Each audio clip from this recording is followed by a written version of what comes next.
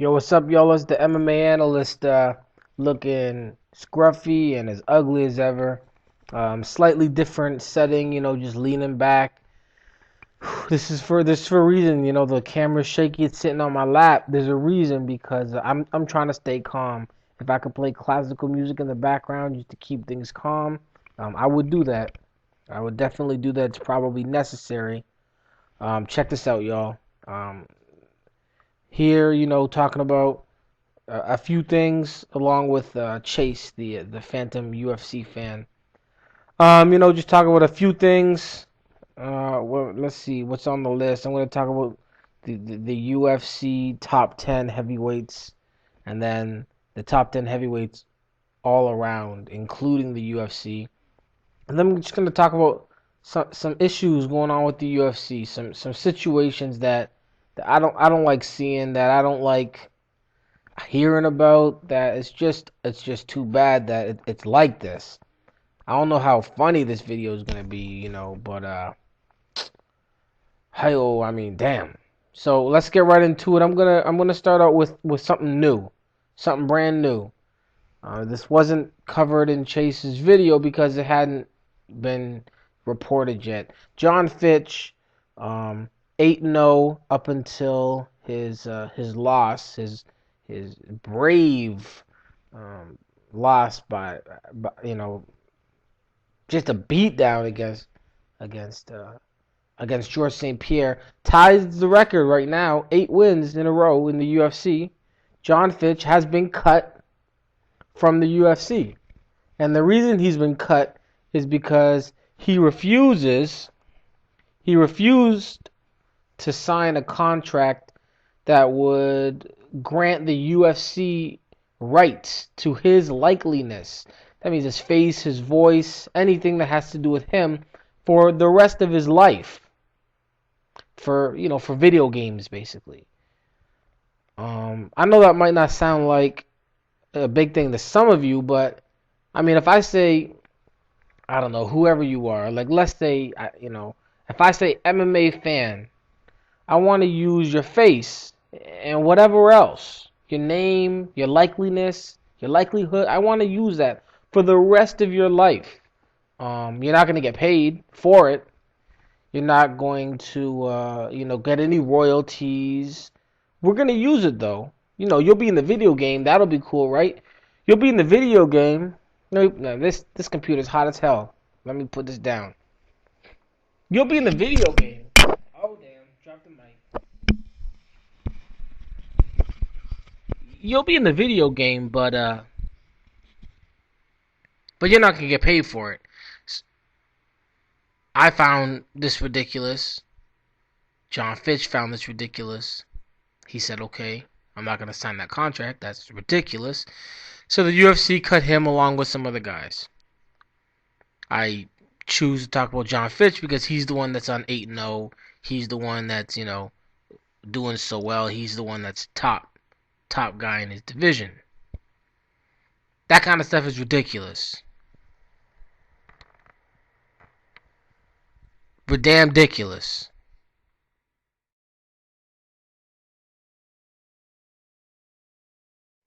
All right, had to fix that mic. This felt like a good idea just doing it on my lap, but not a good idea, yo. Computers get hot. Anyways, like I was saying, Fitch has been booted from the UFC. Um, and my problem with this is that the contract's illegal. I mean, if you look into law at all, there's no such thing as a contractual agreement for the duration of your life.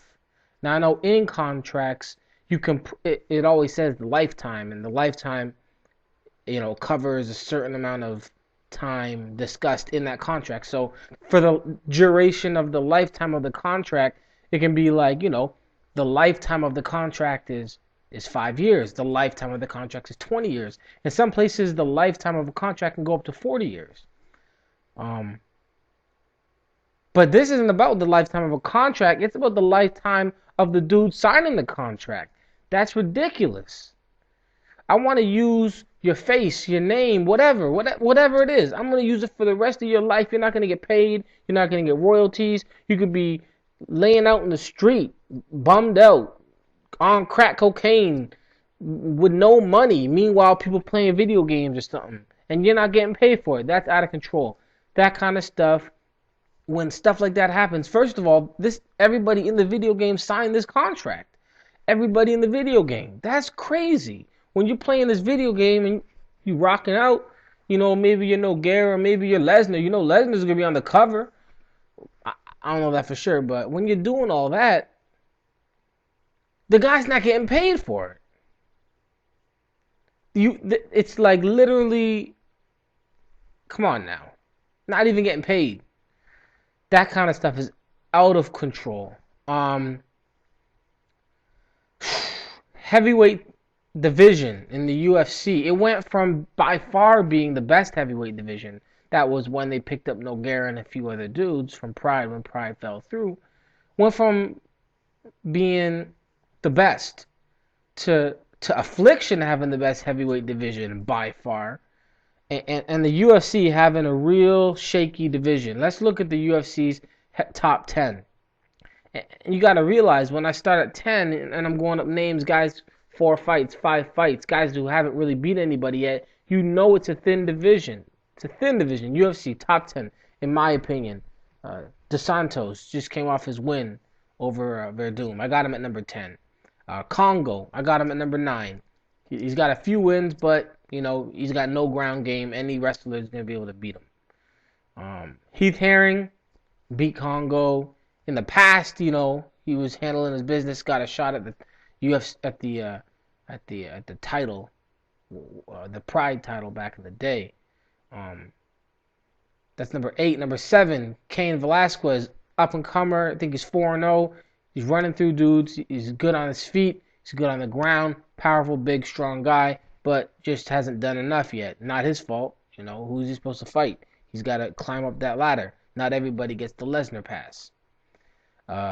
Number 6, Carwin. I think he's 10-0. Same thing. Beating up a lot of no-namers, but he's doing it consistently. He's doing it quick. He's doing it, he's doing it with power and precision. That's where I put him. I personally think if, for example, Carwin or Velasquez faced any of the guys I mentioned so far, that they would beat him. Dos Santos is really unproven, so maybe, who knows. Number 5, we get to like the guys that kind of have worked their way here and have kind of, I know number 5 is Couture. He just lost to Brock. He hasn't fought in 15 months. In the UFC, he's going to be on that list. Do I have him? Yeah, I don't have him on the other list because he can't be. He's got 1 fight in 15 months and he lost it. Number 4, Brock Lesnar. Y'all know what it is. He recently beat Couture, beat Herring, lost to Mir, and beat like a 155-pounder or something like that. In K1, Gonzaga. I believe Gonzaga would beat Lesnar. I know he lost to Couture, but, what have you done lately? The way it goes. Mir, number 2. We all know what he's done. Former UFC heavyweight champion, just like Couture. And number 1, Antonio Nogueira. That's the top 10 for me in the UFC. Nothing really to write home about. Outside of the UFC, I'm going to mention the guys that, used to be in the UFC and very well could still be in the UFC if only, they were compensated for their skills and abilities or whatever it is, or if they weren't wrongfully cut because of contractual disagreements involving a promised title shot. Let's just go through it. Sergey Karatanov, number 10. Alistair Overeem, number 9, having a really big year. Alistair Overeem's been killing it. Number 8, I've got Gonzaga. He's in the UFC. Fabricio Verdum, he's gone, Didn't want to give him that title shot. So it was in the contract. I know he lost. They cut him after his first fight in a 4-fight contract. But the contracts really are just kind of like things to make sure the UFC can do what they want with you. Ben Rothwell, the UFC could have signed him. Tim Sylvia, Number 5 was in the UFC. The UFC let him go. Um, and when I say let him go, maybe not fired, but I'm sure Tim Sylvia wouldn't have minded staying in the UFC. What ended up happening is he ended up getting 4 times his pay, going over to Affliction, and getting beat down by Fedor, which I'm sure he doesn't mind any of the situation. Getting paid like $800,000 a fight and facing the best fighter in the world. I guess that's not a bad thing, but the dude was in the UFC. Josh Barnett, UFC former heavyweight champion. He's been gone for a while.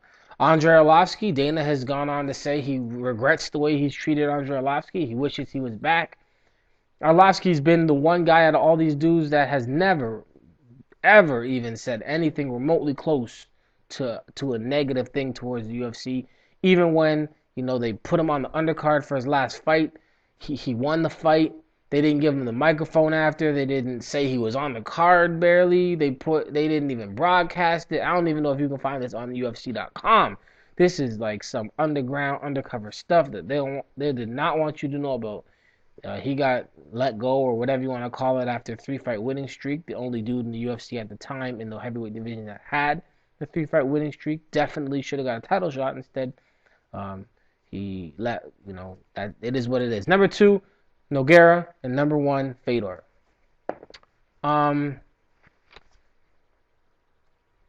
That's the way it is.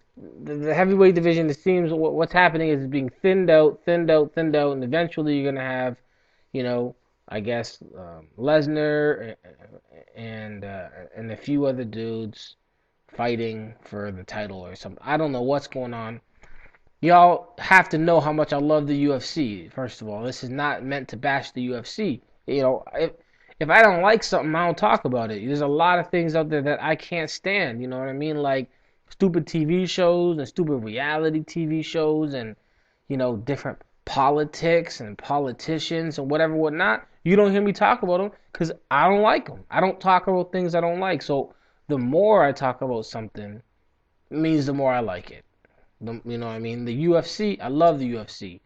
But one thing I love more than the UFC, and we're talking about sports-wise, because, family and all that stuff. We ain't talking about sports-wise. The thing I love more than the UFC is MMA, the actual sport. And that's what I'm going to talk about next. The UFC is not a sport. The UFC is an organization that is supposed to be an instrument for us to watch the sport. The UFC is kind of like the NBA. And this is when I'm going to pose a question. What happens if tomorrow the NBA, some scandal comes up, some craziness, and the NBA goes under? And now you've got, maybe thousands of basketball players known, like everybody loves them. Kobe, LeBron James, Iverson, Wade, these guys, Shaquille O'Neal, they have nowhere to go now, right? Wrong. Of course they got somewhere to go. Somebody else will swoop in or they'll go to different leagues and some league will try and pick up all the guys. And what's going to happen with all the fans? What would happen to all Kobe's fans? If tomorrow the NBA collapsed, what would happen? Kobe would still have just as many fans as he did today. They'd just be watching him somewhere else. What happens tomorrow if the UFC falls? What happens? What happens to all the fans of all the fighters out there? What happens? In my opinion, they all try and find somewhere to fight. Some guys go to Affliction. Affliction will be happy. They're clapping, whatever. But what happens to all the casual fans who think that the UFC is MMA when they're like, oh, he's a UFC fighter? And they're not saying he fights for the UFC. They're saying that he fights for the sport of Ultimate Fighting Champions. Do they go follow him into what they think is the minor leagues? Or I didn't even know these guys existed. Who's Fedor Emelianenko? Do these guys, you know what I mean? Do these guys, follow their fighter to the next organization? Or do they just stop watching it? You know what I mean? Is UFC the new poker? To the hardcore fans like yourself, if you're included, whoever's watching the video, and myself, yeah, of course. The UFC fell tomorrow, I'd be hurt. I'd be the first one on here say, screaming, no! oh, the UFC is gone. Why? But you know what I do? I just jump online, find out, oh, this guy got signed here, this guy got signed here. This guy's gonna be fighting in Dream. This guy's fighting in Sengoku. This guy's been, he's gonna be fighting in Affliction. This guy went to Strike Force. I figure it out. I watch the fights. But the way the sport is trying to rise up, the way, the sport is supposed to be getting so big, the sport is supposed to be getting to a point where it's a household name or whatever. That can't happen if the sport is the UFC. The UFC cannot become as big as the NFL. It's not going to become as big as soccer. The UFC is not going to become as big as baseball. It can grow. It can continue to grow, but the sport has to grow. If the sport doesn't grow and the UFC grows, then when the UFC goes away, the sport goes away. The diehard fans are not the ones that make the sport or that keep the sport going. You know what I mean? Dog posters and YouTube viewers and guys and MMA fighters, amateur and professional, all those guys could go out tomorrow and buy a CD and buy a video, an MMA video, and it might not have 1 million sales. It might not have 500,000 sales. There aren't that many when it comes to hardcore fans, like American hardcore fans. America, Canada, you know what I'm talking about. The sport has to get big. And the sport can't get big if you have somebody telling all the new people, all the people who make things work, that this is the only place. Everywhere else is a minor league. If Tim Sylvia fights in the UFC, he's Tim Sylvia the Beast. But if he fights for Affliction, he was a has-been and he was boring all along. These are the things that Dana says. If Fedor fights in the UFC, which he hasn't, I guarantee you if they sign Fedor tomorrow, Dana, oh my God, we got the greatest fighter of all time. Like, look what happened when they signed Anderson Silva, Vanderlei Silva. All the trash talking, all the years, Chuck will do this, Vanderlei's running. The minute they sign him, oh, we got Vanderlei Silva, one of the most exciting, gruesome, venomous fighters on earth. Obviously, it's a business. Obviously, they can't say, over there, those guys have the guy. They can't say that, right? But they don't have to say, this is a freak show, the guy is garbage. The guy is a piece of whatever. I mean, if you don't like Tito Ortiz because of whatever, whatnot. I mean, I know in other sports, there's a lot of coaches that don't get along with players. There's a lot of, especially in sports with just hotheads, guys that are making millions of dollars, hundreds of $1,000,000, and they don't have to listen to anybody. I know they don't get along with everybody, but you don't hear the coach or the manager or especially the president talking about the dude is this, talking about his wife, calling her whatever, talking about the unborn kids. That's the kind of stuff Tito goes through. You know what I mean? Am I a Tito fan? No, not really. Do I think that he deserves more respect as a fighter, as somebody who's helped build MMA? Yeah, Am I going to root for Tito against Babalu? No. Am I going to root for Tito if he fights, any one of 50 fighters? Probably not. Am I going to root for Tito when it comes down to, Tito Ortiz is a bum and he's useless and he's nothing and he's been gone forever and he's garbage and his wife's a slut and his unborn kids? I mean, damn, that's not even right. You know what I mean? That's not right if I say it to you. Just a random me and random you, let alone somebody who millions of people are watching, saying it about somebody else millions of people are watching. It's crazy. Let's see what else we gone through that. I'm just reading what I wanted to say. I understand the UFC can't sign everybody and can't pay everybody what they want to be paid. I understand that. But there are certain people that should be in the UFC if the UFC wants to claim that they have the best fighters in the world. If they have contractual disagreements with somebody like Fedor who wants to do his Sambo stuff, there's nothing you can do about it. If Fedor's management wants to do co-promoted events with the UFC, why would the UFC ever do a co-promoted event with M1 or Affliction? Makes no sense. I don't blame Dana White for that aspect of why Fedor is not in the UFC. I blame him maybe for saying, you got to sign a contract where if you're the champion, you can't leave. You know what I mean? You got to lose to leave the UFC. The champions clause, stuff like that.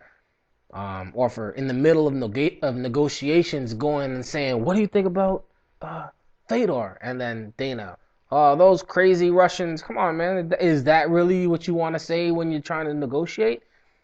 Uh, President-elect Obama, what do you think about so and so? Man, them crazy Arabs. Is that really the avenue you should go at that time? Is that gonna produce anything positive? I mean, it is what it is. Um, I think I'm almost done here.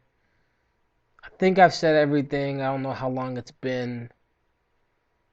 It's like this. In the end, the UFC. It's gotta be the UFC, and MMA's gotta be the sport. And within the sport, you've got fighters that fight in different places. A lot of people out there think that the UFC pays the most money. Oh, but the UFC pays the most money, right? No, no, they don't. But the best fighters are all in the UFC, right? No, no, they're not. Well, when you fight in the UFC, it's like the biggest. Well, yeah, over here it is, but the rest of the world is bigger than America. The rest of the world is bigger than North America. You know, it's not what it is, what it appears to be. And in order for MMA to grow as a sport, in order for it to get to that point where like 50 years down the line, it's still here. You know what I mean? Like fads can last 15 years. Fads can last 20 years. You know what I mean? The 80s, they come in, everybody wears whatever, and then the next thing comes in. In the 70s, bell bottoms, froze, all types of ridiculous stuff. It comes and it goes. The UFC has not proven itself yet to be something that's going to be around like the NBA for 80 years or whatever. If it is, great. You know what I mean?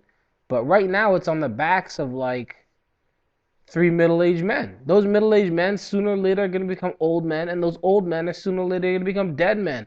What happens when they die? Tomorrow, I don't want this to happen. Please, no. Tomorrow, Dana White and the Fertitta brothers all die in a plane crash. What happens to the UFC? You know what I mean? Does somebody just come in there and they F it up? You know what I mean? Like the evil dude that comes next that we don't know about, he comes in, F's up the whole UFC. Now the UFC's gone, all the fighters leave, and then what happens to MMA? You know what I mean? Does it go back into the dark ages? Does it try to build from scratch again? And that's my point. The UFC, as great as it is, it can't be all that there is to the casual fans. If it's all that there is, and then one day everything in their eyes is taken away, then you got to start from scratch. You know what I mean? And people don't like starting from scratch. Nobody wants to go back to 1994. You know what I mean? I don't know how long this is, but I'm gonna put it out like this. I love the UFC. I love the UFC. But my little thing I say, it's not UFC is important. Y'all know what it is. It's MMA is important. Peace.